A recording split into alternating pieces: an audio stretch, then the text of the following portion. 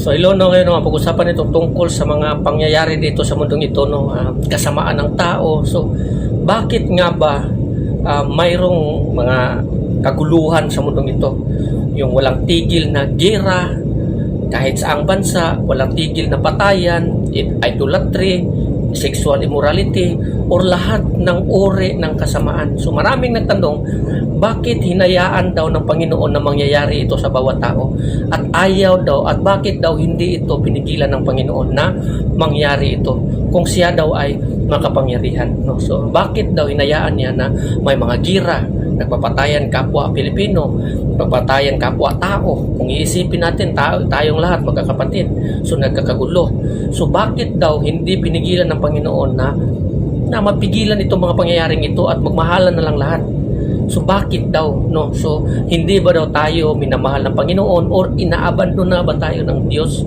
So maraming mga tao ang nagtatanong niyan. So sa ganitong klaseng mga tanong, so sa bawat tao Kristiyano, may kanya-kanya or iba-ibang mga sagot. Pero para sa akin, ang ganitong mga pangyayari kasi, ang tao binigyan ng Diyos ng choices or freedom. Freedom to choose. Buhay at kamatayan, violence and peace. So ngayon, kung nangyayari itong mga bagay na itong kaguluhan, gira, lahat ng uri ng kasamaan, choice yan ng tao. Choice yan ng tao na gawin nila. Ayaw nilang mamuhay sa kapayapaan at gusto nila sa kaguluhan. Sabi ng mga tao, bakit hindi pinigilan ng Panginoon ang ganitong mga pangyayari? Pinigilan na yan ng Diyos. Hindi nyo ba napansin? Pinadala ng Diyos ang kanyang bugtong anak na si Jesucristo na sa pamamagitan niya magkaroon tayo ng buhay na walang hanggan upang matigil natin ang ating mga kasamaan mula sa ating maling desisyon or choice na napili natin. Iwanan natin ang choices na yon at piliin natin ang isang choice na mamuhay ng kabanalan sa pamamagitan ng kanyang bugtong anak na si Jesucristo. So tinawag tayo ng ating Panginoon. So sa daling salita, marami nagsasabi, so iniwan na ba tayo ng Panginoon? Ayon sa Biblia, ang sinabi ng ating Panginoon, ang pangako niya, sinabi niya, I will never leave you nor forsake you. So klaro ang sinabi ng Biblia na hindi niya tayo iniwanan.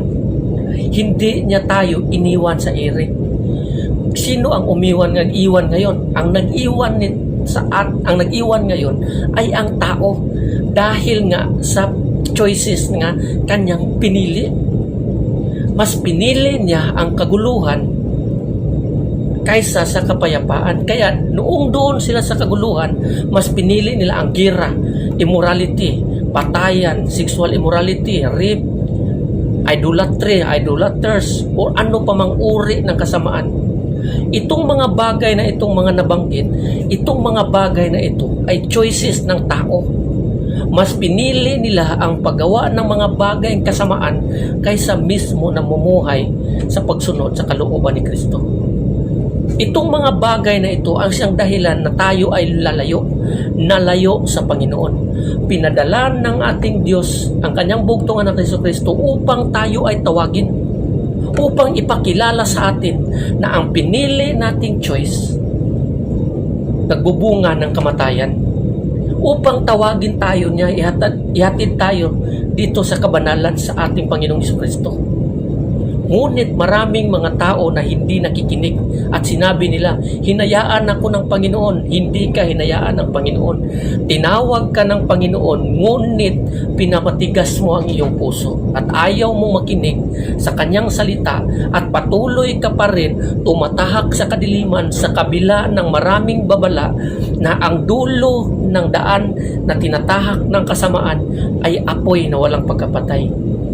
So kung tayo sana ay magkaroon ng takot sa Panginoon, tigilan natin ang pagtahak sa daan na yan na nagpapahamak sa bawat isa.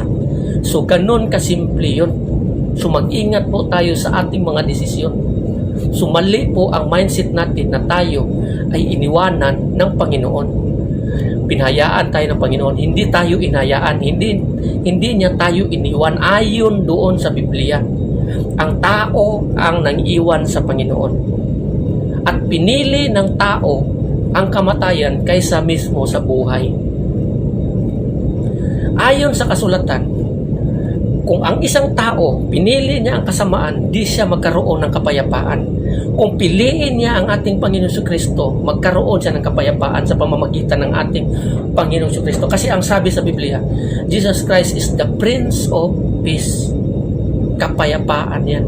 So kung pumili siya, kung pinili mo siya, may kapayapaan ka doon sa ating Panginoong Jesucristo. Despite sa maraming mga pagsubok, pero yung puso mo, basta tinanggap mo siya ng buong buo, magkakaroon ka ng kapayapaan.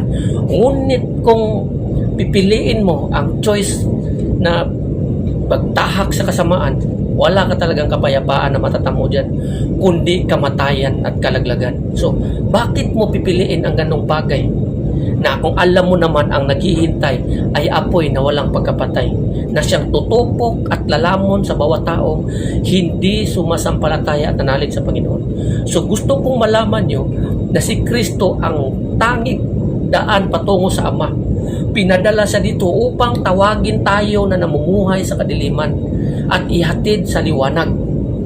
Kung ayaw nyong makinig sa kanyang salita at tatahak pa rin kayo sa inyong dinadaanan, ang babala ng mga salita ng Panginoon ay matatamo ninyo pagdating ng panahon. So, huwag nating hayaan na ang pagkamatigas ng ating puso at ulo ang siyang magpapahamak sa atin sa pagdating ng dulo. Huwag nating aksayahin ang buhay natin. Si Kristo ang tanging daan. Maraming mga tao ang nagsasabi na ayaw nila kay Kristo, ayaw nila manalig at mananampalataya. Wala tayong magagawa kung ganyan ang kanilang choice. Kaya nga ang tao binigyan ng dalawang choices. Kung ano yung pipiliin mo, si Kristo o ang kamatayan. Pag hindi mo tinanggap si Kristo, pinili mo ang kamatayan. Kung tinanggap mo si Kristo, pinili mo ang buhay. That is a wise decision ayon mismo sa Biblia. Hindi ako nagsasabi na kung ano man ang mga salita no, na hindi based sa Biblia. Basahin nyo ang Biblia according sa mga sinasabi ko. Kung mayroon kayong makita dyan na iba sa mga nakasulat sa Biblia, wala, false prophet ako. False teacher ako.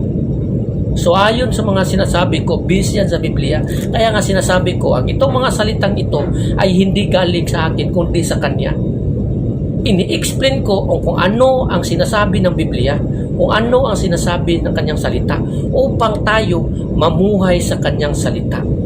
So, ganun lang po yun. No? So, mamili tayo. Sa simula pa lamang, sa panahon ni Moises, sa panahon ni Samuel, pinapili na ng Panginoon ang tao. Buhay at kamatayan. So, ang ayon doon, piliin mo ang buhay. Piliin nyo ang buhay. Ngunit, dito, nire-reject ng tao ang buhay at pinipili ang kamatayan. So, wala tayong magagawa kung ganun ang pag-iisip at mindset ng bawat isa. Mas gusto nila ang kamatayan kaysa mismo sa buhay na walang hanggan sa pamamagitan ng ating Panginoong Jesucristo. No? So, hanggang dito na lang yan. God bless everyone. Amen.